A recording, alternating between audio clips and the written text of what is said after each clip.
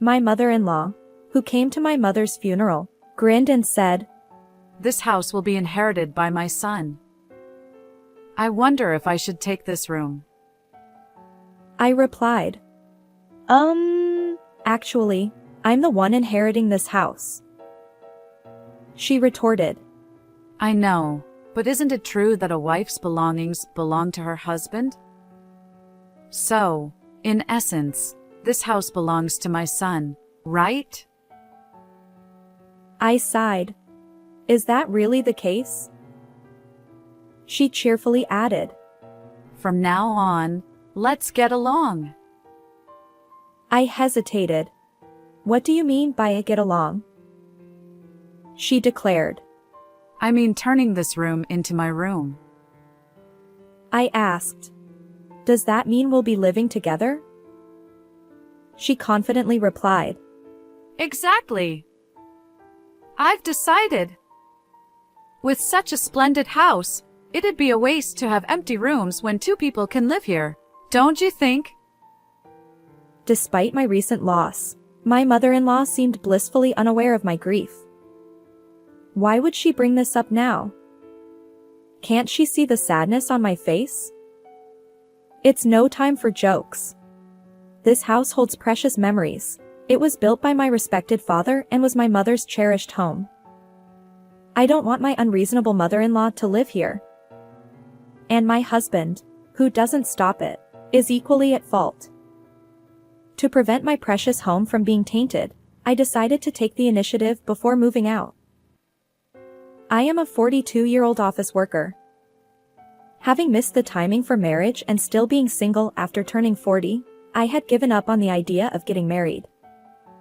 However, through an acquaintance's introduction, I met Michael, who is 4 years younger than me, and we were able to get married. My husband is a kind person who prioritizes my opinions. Where should we go for our honeymoon? You mentioned that Europe would be nice, right? I asked. But didn't you say you preferred the Maldives?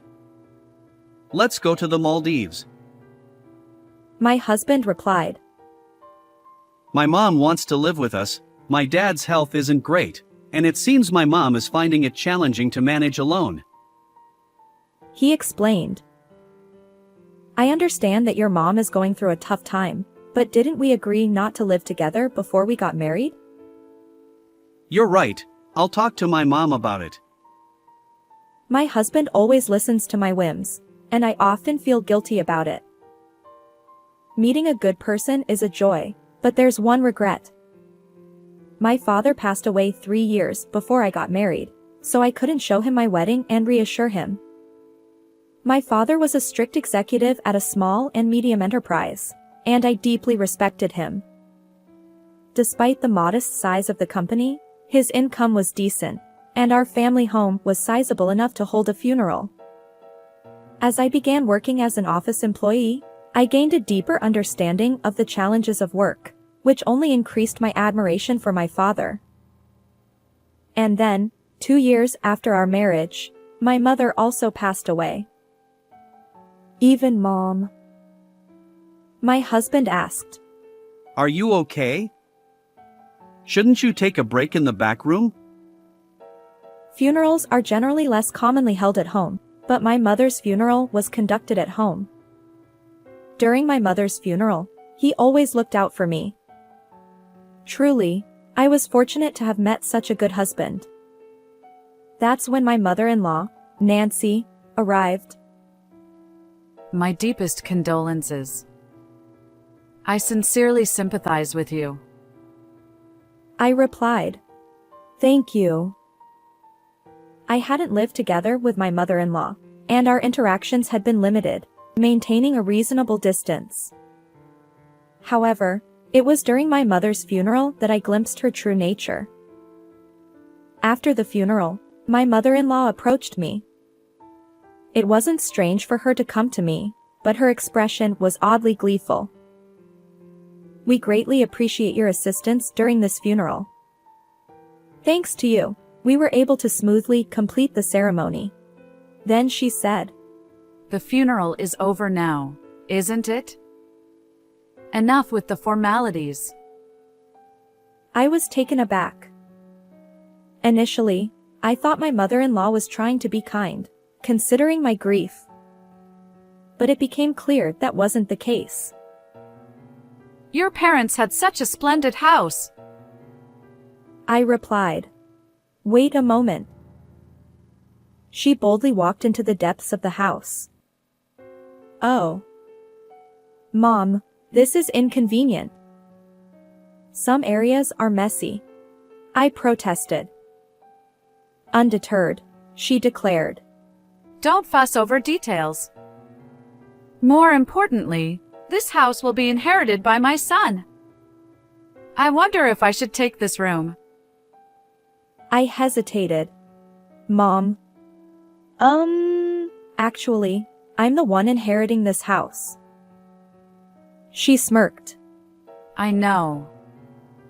Your parents didn't have any other children, right? And isn't a wife's belongings her husband's? So, in essence, this house belongs to my son, doesn't it? I sighed. Is that really the case? She cheerfully added. From now on, let's get along. I hesitated. What do you mean by get along? She confidently replied. I mean turning this room into my room. After all, you and Michael will move here later, won't you? I asked. Does that mean we'll be living together? She declared. Exactly. I've decided. With such a splendid house, it'd be a waste to have empty rooms when two people can live here. Finally, I won't have to take care of my husband all by myself. Unfortunately, my mother recently passed away, and yet my mother-in-law is saying such things. Can't she see the sadness on my face? I'm gradually getting angry with her. Even though my mother's funeral has just concluded, why would she joke around at a time like this? At that moment, it seemed my conversation with my mother-in-law caught my husband's attention. He stepped in. Mom! What are you saying? This isn't the right time for such discussions. My mother-in-law retorted. Why make such a fuss? But my husband was firm. Enough! Just leave. He escorted her out of the house. Sorry. My mom can be unreasonable. He apologized. It's fine. Thanks to you for handling it, I replied. At that moment, I felt grateful for my dependable husband. However, I would later realize that the reason my husband scolded my mother-in-law was subtly different from my own perspective. 10 days after my mother's funeral, as things settled down a bit, we decided to discuss my family home. It was then that my husband made an unexpected proposal. This apartment is cramped. Shouldn't we move back to my parents' house? I suggested. Yeah, you're right. With more belongings and the possibility of having kids, it's better than squeezing into this tiny apartment. He agreed. Well, then we should start preparing for the move. Then he said hesitantly. So, I have one thing to discuss regarding the move. What's the matter? I asked. He hesitated before saying. Considering the spacious house, all the empty rooms, I thought maybe my parents could move in with us. Wait, are you suggesting we live together? I asked, surprised. My husband is kind, but recently, I've noticed something. While I thought he always prioritized my opinions, I wonder if he's actually just a yes man. Could he be an outright pushover? His suggestion about living with my mother-in-law, and the way he complies with her requests for my persuasion, makes me wonder. Moreover, despite knowing I'm against cohabitation, he repeatedly proposes it to me, prioritizing her over me. Haven't I said it repeatedly? We won't live together. I remind him. He responds. But Mom keeps insisting on it. I counter. During the funeral, you scolded her, didn't you? You stood up for me and opposed cohabitation. Well, yes, I was upset about her barging into the house, but that doesn't mean I'm entirely against living together. I just thought such an important decision shouldn't be made casually in that setting. It was decisive. My husband merely nods and relays my words, but he seems more inclined toward my mother-in-law. Moreover, despite advocating for proper discussions, he maintains a certain distance and avoids making definitive decisions. Perhaps he's unconsciously doing this, believing he remains neutral. People of this type can be quite tricky. They convince themselves they're neutral and capable of making the right judgments. It's frustrating. Anyway, I oppose living with someone who barged into my parents' house on the day of the funeral and suggested living in this room. I've said it before, and I won't change my stance. Please convey this to your mom. My husband responds. Why? You seem really bothered by it. Fine, I'll let her know. While I prefer to avoid living with my in-laws, I've prepared myself for the possibility, depending on the circumstances when we got married. However, witnessing my mother-in-law's behavior during my mother's funeral, can I imagine living together in the cherished home my respected father built and where my mother lived? Now that I've become aware of my husband's lack of assertiveness, cohabitation is unthinkable. When my husband conveyed my opposition to cohabitation, my mother-in-law directly protested by calling me. Why are you opposing cohabitation when there's such a spacious house? You're Michael's wife now, and his father and I are your parents, right? Why such strong opposition to living together with us? I've already declined cohabitation before. I apologize. My husband has mobility issues, and it's challenging for me alone. Are you saying you'll abandon us? Did you hear the reasons from my husband? I apologize, but... This heartless person! I won't ask anything of you anymore. I feel sorry for my father-in-law's health condition. However, based on my mother-in-law's past behavior, I can imagine a future where everything related to my father-in-law would be pushed onto me if we were to live together. If we do decide to live together, significant improvement in my husband and mother-in-law's mindset is an absolute requirement. A few days after my mother-in-law called me heartless, my husband suddenly started rearranging the living room, moving the sofa, tables, and creating space. What are you doing? Is this for storing moving boxes? I asked.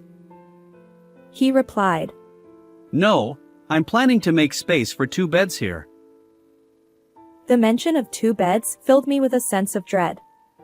I cautiously asked, "Are your parents coming to stay?" He responded, No, they're moving and starting today, even before the move. "This is truly the worst." Despite my opposition to cohabitation, my husband and mother-in-law have forced it upon me. She told me that she would no longer rely on me, but it seems she is now turning to my husband instead. Why is this happening? I questioned. He explained. Their lease is up, so we decided they'd move here without renewing. It'll be cramped for 4 people, but we're moving soon, right? Just bear with it for a little while. But that's not what I meant. Why is cohabitation even on the table? I've said it before, I don't want to live with someone who barged into my parents' house on the day of the funeral and suggested living in this room. I'll make sure to talk to Mom. We'll be living together from now on, so please get along. Why do you prioritize everything your mom says? I asked. He clarified. It's not about prioritizing her. I listened to both of your opinions and made a judgment. My husband, the ultimate yes man when it comes to my mother-in-law, seems to have fallen for her cohabitation strategy.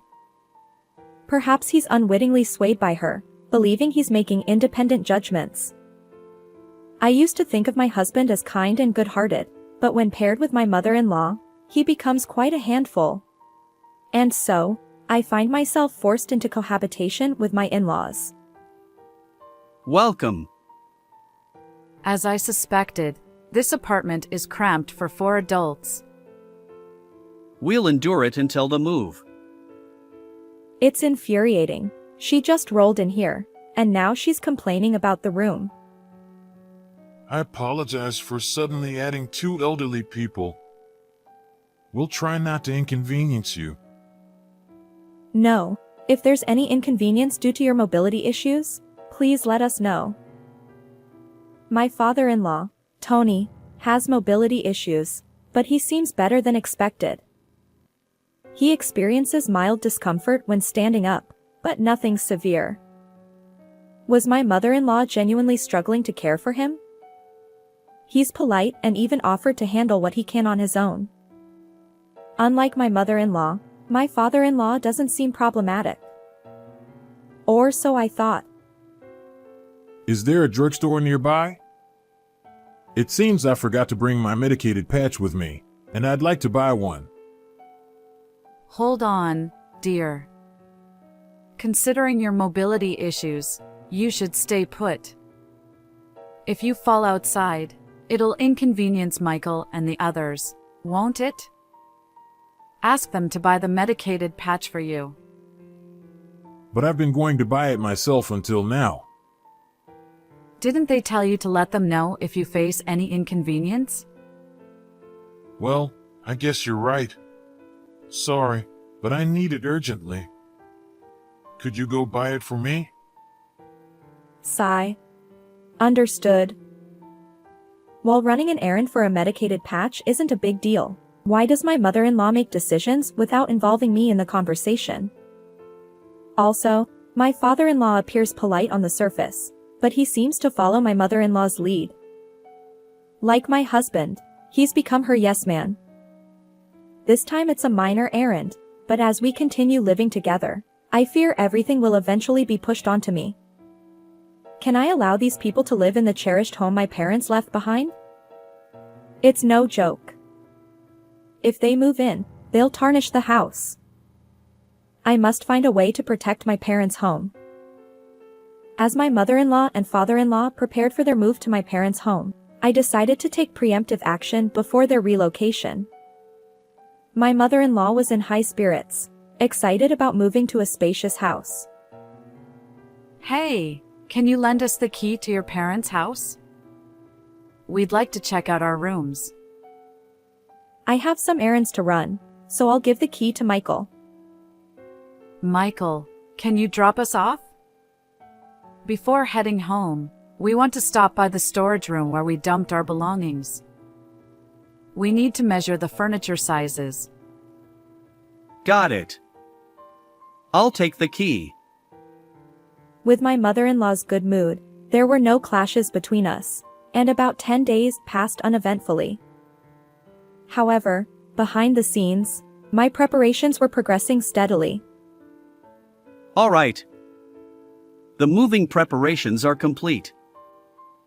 Soon, life in that house will begin. Once my husband and my in-laws finished their moving preparations, it was time for me to reveal a shocking truth to the 3 of them. Everyone, I have something to discuss. My husband replied. What is it? Get to the point. My mother-in-law wondered. Is it about plans for celebrating our move? I clarified. No, we won't be moving to that house. She exclaimed. What? What do you mean? I handed over a document. This is an application for renouncing my inheritance. My husband protested. Renouncing your inheritance? Come on, that's a joke, right? I insisted. It's not a joke. Look, there's an official court approval here. For me, that house holds immense sentimental value. I couldn't bear the thought of you living there. So, I decided to let go of the house, preserving it as a beautiful memory in my heart. My mother-in-law scolded. What madness possessed you? Even if you were letting it go, you could have sold it for money. Why abandon the house? I explained. Even if I sold it, you'd just rely on that money next. I thought it'd be clearer if I simply had nothing. She retorted. We moved out of our previous place for this move. You know? What are you doing? How will you make it up to us? I stood my ground. I've consistently opposed cohabitation. Yet, without proper discussion, you forced it upon me. So, I took a firm stance. Upon learning that I had renounced my inheritance, both my husband and mother-in-law seemed stunned, their faces drained of color. They were speechless, their strength sapped. My father-in-law looked bewildered as he observed the two of them. However, I wasn't about to let up. Michael, I continued. I've been thinking about getting a divorce. What do you think? Huh? Divorce? My husband stammered. Michael! You should divorce this ridiculous wife immediately. My mother-in-law chimed in. I had anticipated her immediate demand for divorce. What I wanted to confirm was whether my husband could make an independent decision at this critical moment. If he deferred to my mother-in-law now, it would make our future together even more challenging. Even if you're suddenly asked about divorce, it's troubling, Mom? My husband mumbled. His response was still pending, but my resolve to proceed with the divorce had solidified. My mother-in-law snapped. Fine. Divorce is the only option. My father-in-law interjected. Michael, it can't be helped. Your mom insists. My husband sighed. Well, you seem to want a divorce too, and maybe that's for the best. Even in significant decisions, my husband and father-in-law remained yes-men to my mother-in-law. And now, my husband's words made it sound as if he changed his opinion for my sake. Very well, I declared. Let's proceed with the divorce. I'll be moving out. With minimal belongings, I spent the night at a budget hotel. The next day, I had urgent matters to attend to, so I took half a day off work and headed back to the courthouse. A few days later, my mother-in-law called me. You! What's going on? It seems that house is becoming yours. Why the sudden outburst? Did you find out through the estate division process? Yes, that house belongs to me. You forged documents and deceived us. Why would I forge documents meant for court submission? Those are genuine. Then why is the house becoming yours when you were supposed to renounce the inheritance? Well, right after that, I promptly withdrew the application. You know. Renouncing an inheritance is difficult once the application is accepted. However, it takes about a month for the renunciation application to be accepted, during which time it can be withdrawn at any point. The documents I showed my in-laws were not acceptance related. They were from the application stage. I intentionally made them believe I had relinquished the house and confronted them with the prospect of divorce to gauge their reactions and decide my next steps.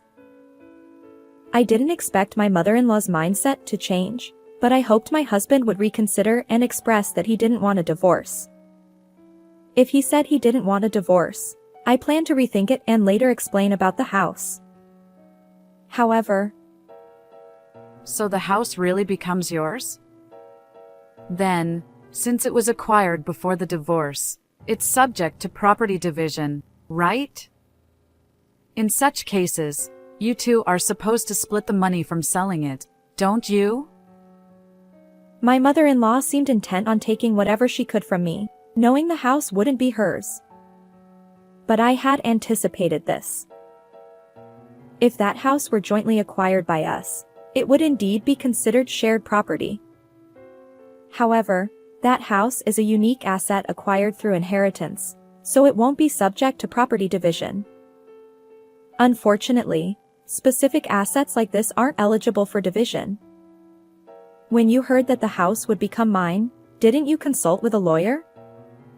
If Michael had paid off the house loan or covered renovation costs, those expenses might have been considered for division, but I assume that didn't happen, right? So, what about the money that would come to Michael through property division? Well, we've only been married for a few years, so there's hardly anything substantial. Maybe just the car? Although there's still an outstanding loan on it. You're going to selfishly claim the inheritance, aren't you? Heartless. I'm protecting that house because it holds precious memories of my parents. I don't want people like you living there. If you have any further complaints, please go through a lawyer. After the call with my mother-in-law, divorce proceedings proceeded smoothly. Presumably, she urged my husband to divorce me promptly. Regardless, the divorce was finalized, and I no longer had to contend with my in-laws. I felt a sense of relief, as if I'd successfully safeguarded my father's home from harm. After I moved out, my former in-laws apparently spent some time in the apartment where my ex-husband and I used to live. The apartment wasn't very spacious, so even with one less person, it must have felt quite cramped. My former mother-in-law explored new housing options, but due to their age, my ex-husband's parents faced challenges passing rental application screenings. Consequently, my ex-husband decided to rent a smaller single-family home for them to live together. Although it's smaller, it's still a house, so the rent is likely higher than what they paid for the apartment. He'll also need to support his parents going forward. My ex-husband is probably in for a challenging life. My former mother-in-law was excited about moving into the large house my father left behind, but now she's settling for a considerably smaller home. I imagine she's quite disappointed. As for me, I've started a new life in the house my parents left behind. It feels warm, as if my parents are still there with me. How did you find this story? If you enjoyed it, consider subscribing to the channel. Until next time.